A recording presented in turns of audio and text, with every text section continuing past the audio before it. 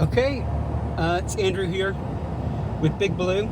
I've installed the Comma 4 device and I'm running Blue Pilot on it. Basically, Comma 4 device, it's some hardware that's used with self-driving software. Blue Pilot is a open source software you can use to enable the self-driving features on your late model Fords.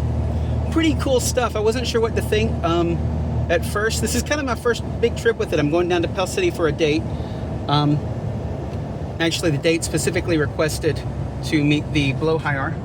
You can see them in the back there. But you can see the self-driving is actually working pretty good.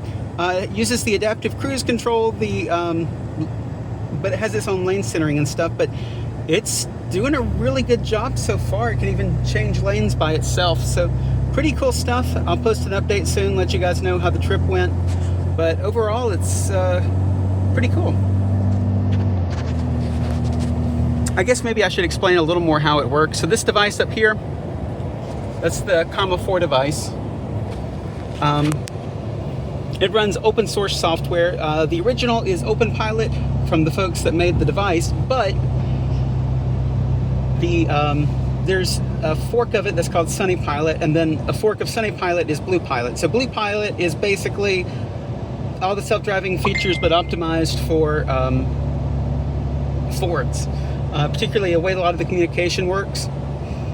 You gotta, you kind of need the changes that have been made to Blue Pilot to let the software, the self-driving software and algorithms adapt to the Ford. Pretty cool stuff though. It was a pretty easy install. Truthfully, in the ballpark of probably 2 hours, including testing. And I didn't know what I was doing, and I spent 30 minutes hooking up the wrong harness and stuff. It comes with its own harness and stuff you use to kind of hook in down by the driver kick panel by your left foot. But anyway, pretty cool stuff. Yeah, I'll let you guys know how it works.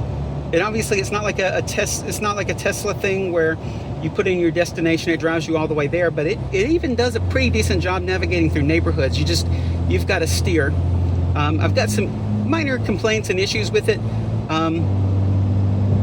It tends to want to ride the line somewhat on curves, and it tends to want to ride the left side of the line for some reason. So that's something I'll need to figure out. There's some manual offsets you can make.